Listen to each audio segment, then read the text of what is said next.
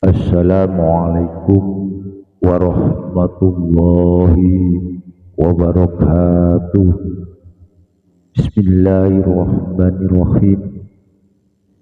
Innal hamdalillahi nahmaduhu wa nasta'inuhu wa nastaghfiruhu wa nastahdihi wa na'udzu billahi min syururi anfusina wa min sayyiati a'malina may yahdihillahu fala mudilla lahu wa may yudlil fala hadiya lahu.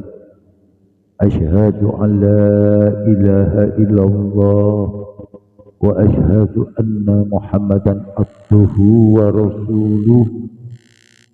Allahumma shalli wa sallim ala sayyidina Muhammadin wa ala alihi wa sahbihi ajma'in wa man ihtada bihudahu ila yaumil qiyamah. Amma ba'du. Bapak, Ibu, saudara-saudaraku serta saudara-saudaraku yang di luar sana yang dimuliakan Allah Subhanahu wa taala, dengan kalimat alhamdulillahi rabbil alamin, yang mana pada saat ini kami semua atas kehendak Allah bisa dipertemukan di dalam suatu majelis. Mudah-mudahan dalam kajian malam ini selalu mendapatkan ridha Allah Subhanahu wa ta'ala atas segala risalah Rasulullah Muhammad sallallahu alaihi wasallam. Sepatutnya Bapak, Ibu, saudara-saudaraku rahimakumullah, harapan atas syafaatnya kita semua semoga selalu dicurahkan di dunia dan akhirat. Bapak, Ibu, dalam suatu mekanisme perjalanan manusia di dalam penciptaan Allah Subhanahu wa ta'ala, terwujudlah dalam setiap makhluk, salah satunya adalah sebagai makhluk yang paling utama adalah manusia. Akan tetapi manusia itu diberikan dalam dua sisi, satu secara jasmania dan yang satunya adalah secara batinnya. Tapi kadangkala Bapak, Ibu, hamba-hamba Allah banyak sekali kurang mengevaluasi diri atau menilik daripada diri kita yang dalam. Tidakkah banyak dalam keterangannya bahwa manusia itu dilengkapi dengan secara latifah dari Allah yang berupa qalbun atau hati. Disitulah kinerjanya yang sangat ketat, sangat tinggi nilainya bila mana manusia itu akan mengenal tentang yang ada pada dirinya, yaitu hati. Karena jelas tertuangkan di dalam firman Allah telah disodorkan Qallahu ta'ala fi kitabil karim Qul huwallazi ansha'akum wa ja'ala lakumus sam'a wal absara wal afidah. Katakanlah ya Muhammad, dialah Allah yang menciptakan di antara kalian semua dan menjadikan adanya pendengaran, penglihatan, dan juga yang ada di dalam dirimu adalah hati nurani. Itu semua bagi kamu semua. Jelas Bapak Ibu, apa ayat tadi yang telah dipaparkan atau dituangkan, mencoba di dalam pertemuan ini kita kaji, ada satu makna yang paling termulia dalam penciptaan Allah kepada hambanya, yaitu wal absar adalah basiroh atau hati nurani. Disitulah Bapak Ibu bagaimana kita mengenali, bagaimana cara kita harus tahu kalau kita kadang lupa, tak memperhatikan bahwa di diri kita semua adalah ada yang lebih mulia. Kalau yang di dalamnya ini sehat, dalam arti qalbun shahih atau hati itu, maka tak ubahnya seperti tubuh yang sehat. Jadi Bapak Ibu, saudara-saudaraku rahimakumullah, dari perilaku sifatnya hati, bila mana itu baik, terwujudlah yang dohiriyah akan mengikuti langkah kebaikannya dalam sifat pandangan kita, dalam mewujudkan pendengaran kita, ataupun ucapan kita, atau juga dalam perilaku kita. Karena Allah sendiri telah melengkapi di dalam diri manusia adalah hati. Hati nurani inilah sebagai sentralnya manusia.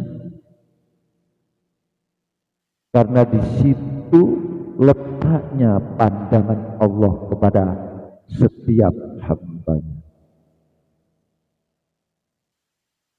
Maka orang yang paling beruntung memiliki hati yang bersih, hati atau jiwanya yang suci dari sebuah kotor-kotoran yang ada di dalam dirinya, yaitu hamba Allah yang sangat mengenal akan sifat-sifat kekotorannya sebagai bentuk wujudnya dari hati itu sendiri, yang pada akhirnya dia berjuang mujahadah, bersungguh-sungguh untuk merehabilitasi, mengevaluasi, mengeluarkan segala yang menjadi penyebab hati ini tidak sehat. Kita ambil contoh, kalau kita dengki, iri, juga ini termasuk salah satu penghalang dari kebersihan hati kita. Maka bagaimana mungkin kita akan tahu begitu dengan sifat jamal Allah dan jalal Allah yang di dalam basirat kita untuk mengetahuinya, sifat-sifat Tuhan kita yaitu Allah Subhanahu wa Ta'ala yang dalam wujud khair atau baik. Semakin bersih hati kita ini, Bapak Ibu, terasalah hidup akan selalu diselimuti dengan rasa syukur.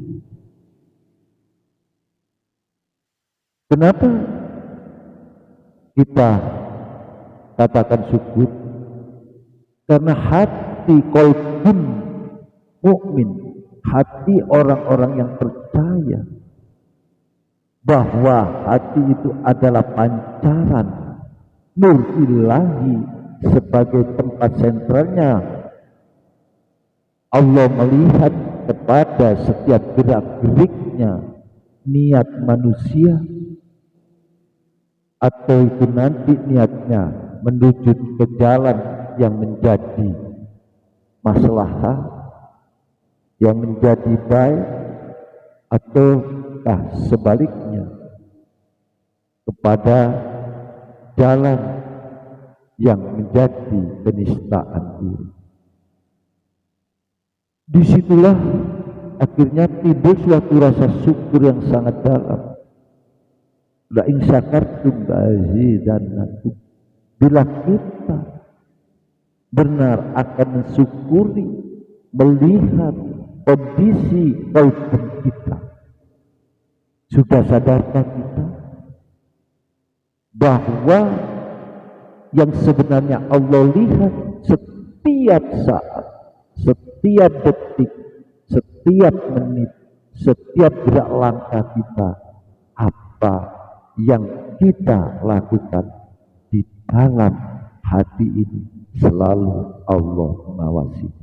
Inilah tugas kita, bahwa Allah melengkapi di dalam jasad ini, ada yang di dalam namanya hati nurani. Ini harus kita jaga.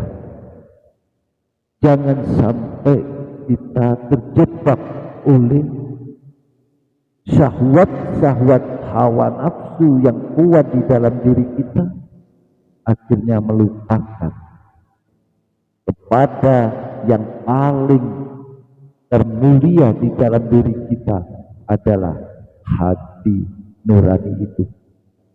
Makanya Bapak Ibu dan saudara-saudaraku rahimakumullah, seandainya di antaranya kita semua selalu berjuang untuk mawas diri, apa yang ada di dalam diri kita adalah mahkota yang sangat berharga. Disitulah kita selalu mengintrospeksinya. Kalau yang lain dari itu, kita harus melemahkannya, karena hati ini bukan milik makhluk, tapi hati ini hanya tempat untuk pancaran nur ilahi, sehingga amat jauh dari sikap berkeluh kesah. Karena semakin jernihnya jiwa kita, jernihnya qalbun rohani ini, akhirnya kita jarang sekali menghadapi segala sesuatu. Apapun yang menjadikan takdir Allah yang telah diberikan kepada kita, pasti kita akan ikhlas dan tawakal dan sabar. Inilah wujud hati setiap hamba Allah. Karena dengan hati itulah kita bisa makrifat Allah. Tanpa hati tidak bisa. Karena hati adalah tempat pancaran dari pandangan Allah Subhanahu wa ta'ala. Jadi Bapak Ibu dan saudara-saudaraku semuanya yang hadir, juga saudara-saudaraku yang di luar, yang dimuliakan Allah, sepantasnya di situ Allah pun telah memberikan dalam ayat yang lain. Telah disebutkan juga di situ qad aflaha man zakkaha. Kata Allah, sungguh beruntung hambaku yang mau menyucikan hatinya. Dalam huruf mau mengintrospeksi pembersihan dari kotor-kotoran hatinya. Karena apa? Kalau kotor-kotoran hati yang sudah menempel di diri kita, sifat-sifat yang rendah, sifat kebinatangan, sifat syaitani yang bukan pada dasarnya adalah sifat insan yang hakiki, yaitu insan kamil yang sempurna, sudah kita lepas semua, insya Allah hati kita menjadi terang. Di sini ada pepatah mengatakan gelap terbitlah terang. Bila mana hati ini telah terbuka dari tirai-tirai kekotoran, khotamallahu ala qulubi.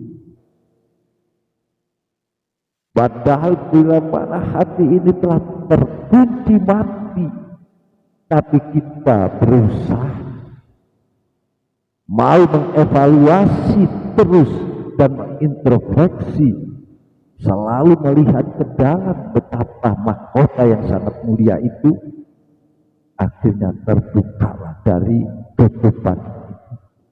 Dalam arti sadawa min qalbihi, dinding yang ada di diri kita akhirnya terlepas, barulah kita bisa mengerti tentang sifat-sifat kebaikan Allah Subhanahu wa ta'ala. Maka beruntunglah hamba Allah yang mau selalu berjuang untuk mensucikan hatinya di dalam dirinya. Bagi hamba Allah. Tapi sebaliknya, kalau kita tidak mau bermujahadah, bersungguh-sungguh untuk mengontrol daripada hati nurani kita sendiri, maka terjebaklah di situ waqad khaba man dassaha. Dan sungguh rugilah hambaku, kata Allah, yang mengotori akan hatinya. Jadi yang dimaksud mengotori itu adalah sifat ego kita, sifat yang buruk.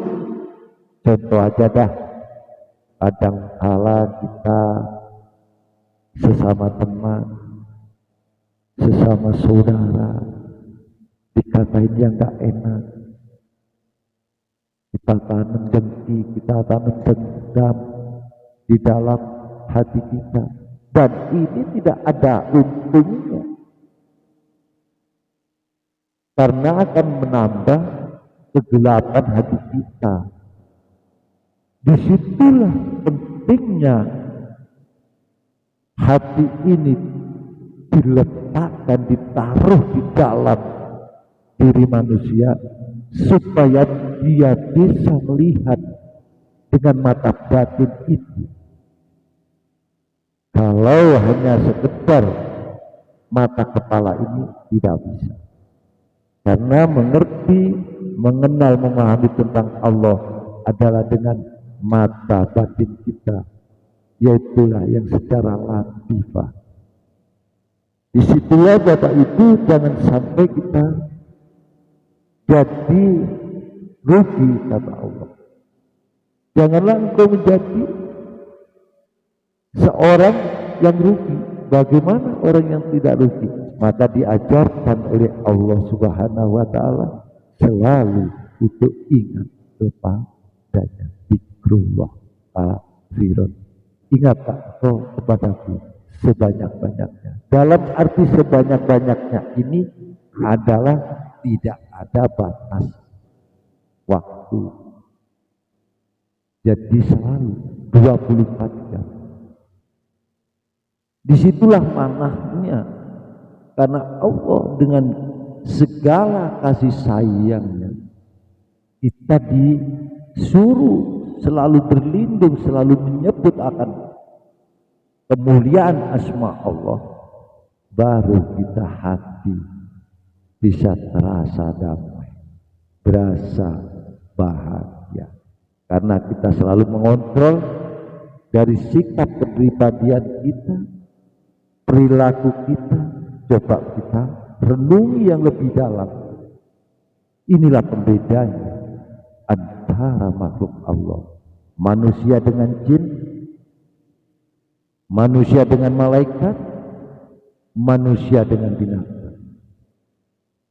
Semua punya, dalam arti kata hati, tapi bukan hati yang berbentuk hati ayam, bukan. Ya memang kalau berbentuk kalimatnya adalah di situ sebagai daging yang terletak di dalam diri kita, tapi nuansanya di situ ada.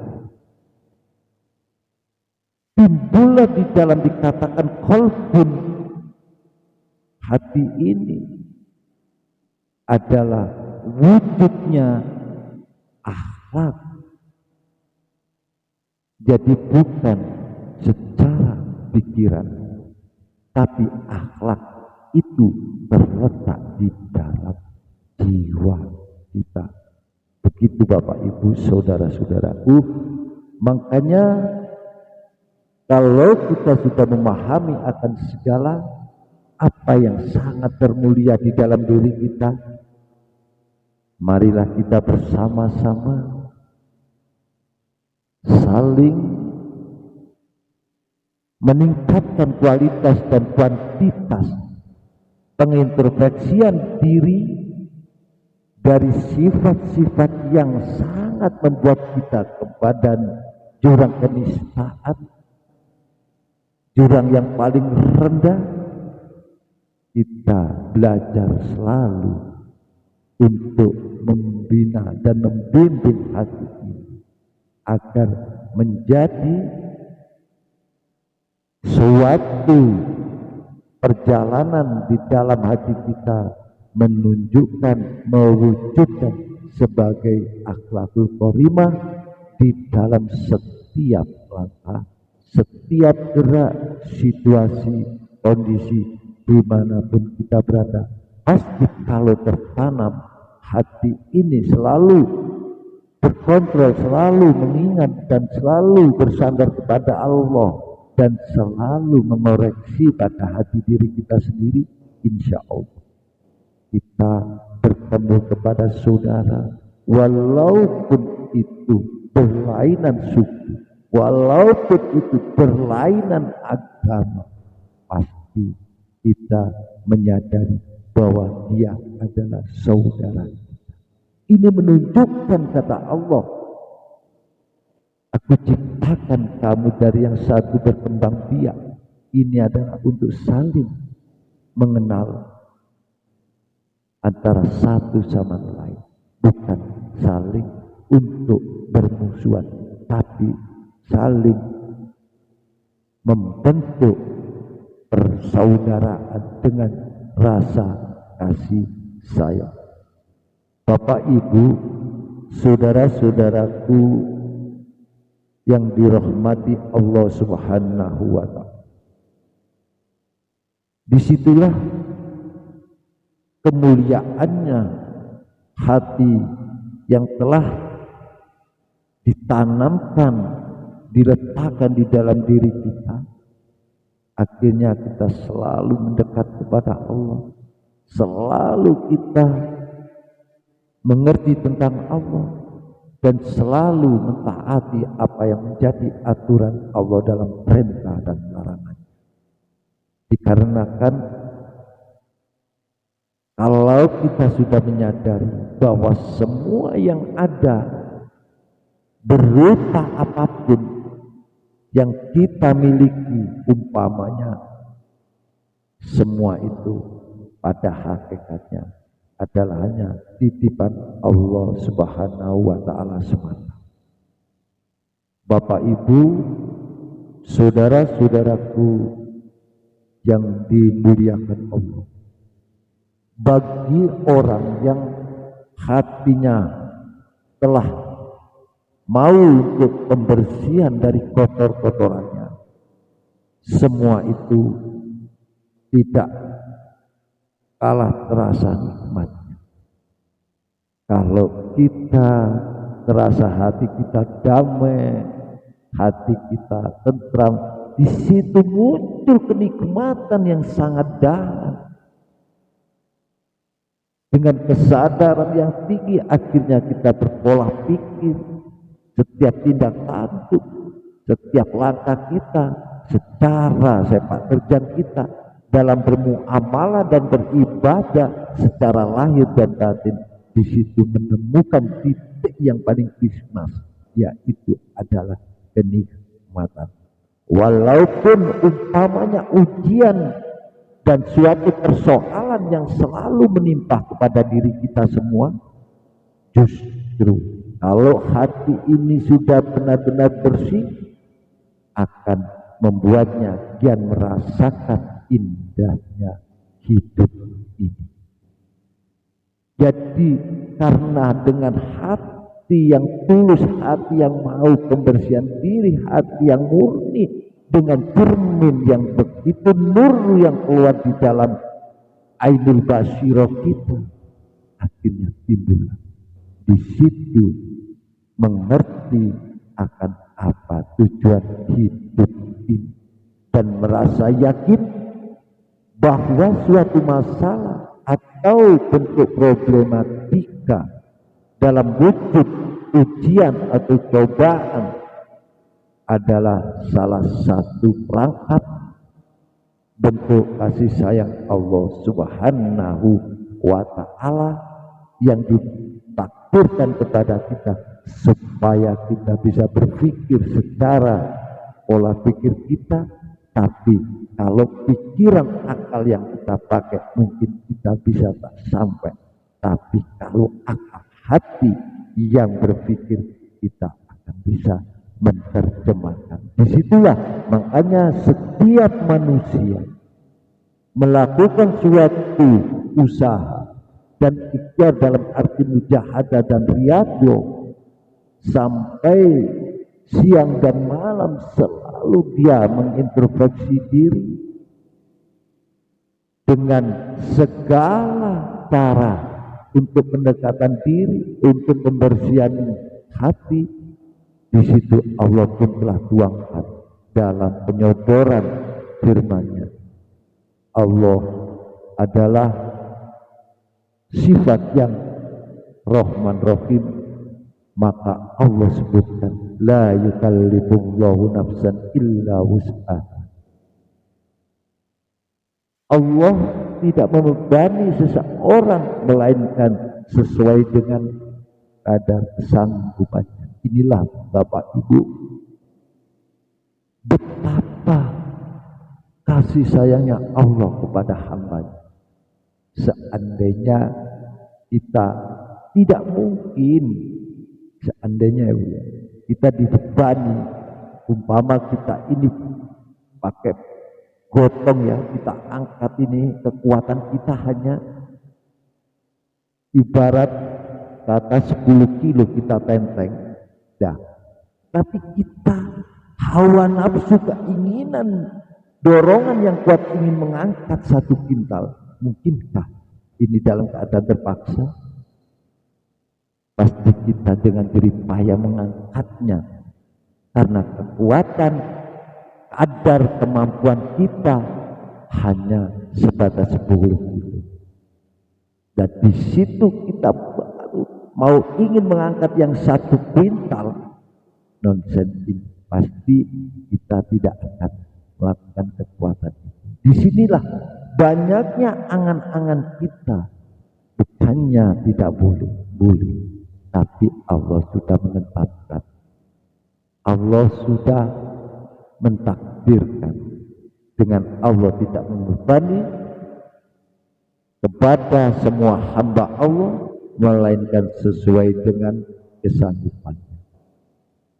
Dan disinilah letak kasih sayangnya Allah. Begitu rahmatnya Allah diberikan kepada kita, marilah kita ambil apa yang menjadi taufik Allah kepada kita. Sebagai wujud hidayah ini, barulah kita terapkan, baru kita ambil dengan rasa mukhlis hati kita apa yang menjadikan takdir Allah dalam perjalanan hidup ini. Mungkin kita hanya segelas, atau ini seteko, atau lebih besar lagi. Ini sudah ada ukurannya. Tidakkah Allah telah menyatakan takdir Allah di dalam Lauh Mahfuznya? Kematian, rezeki, jodoh, semua itu dalam genggaman aturan Allah. Tidak ada usaha ikhtiar suatu apapun bisa menerobos dari takdir. Inilah Bapak Ibu, kita kembali untuk penyadaran diri. Ayo sama-sama di dalam pertemuan saat ini, mudah-mudahan Allah selalu membukakan hati kita, memberikan petunjuk-petunjuk kepada hati kita sesuai mengikuti apa aturan ajaran Allah yang mana telah disurituladankan oleh Rasulnya, yaitu Nabiullah Muhammad Sallallahu Alaihi Wasallam. Inilah langkah yang terbaik bila kita selalu mengevaluasi diri, penyadaran diri. Kalau sudah kembali kepada hati nurani, barulah kita, karena di dalam hati nurani ini ada namanya rasa. Ingat Bapak Ibu, manusia dititipi Allah ada namanya rasa.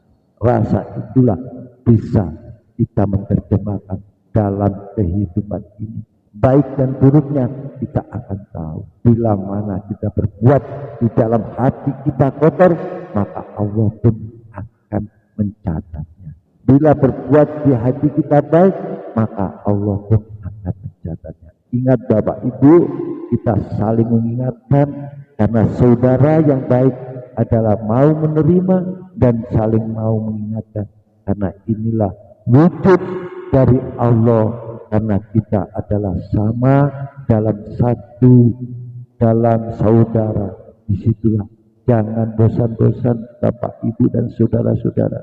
Mungkin Bapak Ibu ketemu sama bagian di mana tempat bisa, mungkin ada kekurangan bangkeng, boleh kasih masukan dan saran.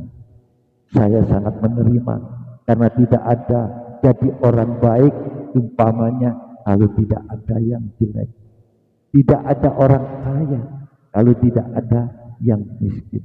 Tidak ada orang yang berilmu kalau tidak ada yang bodoh. Inilah dalam sebutannya. Disitulah Bapak Ibu, marilah kita tanamkan tali persaudaraan ini. Jangan memandang dia orang yang salah, dia yang orang yang bejat, dia seorang yang maksiat. Jangan. karena kita sendiri belum tentu. Ingat, dalam pandangan penilaian kita adalah mungkin itu benar atau tidaknya kita belum tentu. Yang lebih baik marilah kita tanamkan tali persaudaraan kita dengan rasa kasih sayang. Demikian Bapak Ibu yang bisa kami sampaikan pada pertemuan malam ini. Mudah-mudahan menjadikan kajian kita pribadi masing-masing, membuat diri kita selalu berharap kepada Allah dan selalu mendekat kepada Allah dan selalu meminta akan petunjuk Allah. Demikian, ada kurang lebihnya kami sebagai manusia biasa mohon maaf yang sebesar-besarnya bila ada kata tutur kata yang kurang sopan, yang kurang berkenan di hati Bapak Ibu saudara-saudara sekalian. Demikian kami akhiri. Ihdinas siratal mustaqim wa billahi taufiq wal hidayah. Wassalamualaikum warahmatullahi wabarakatuh.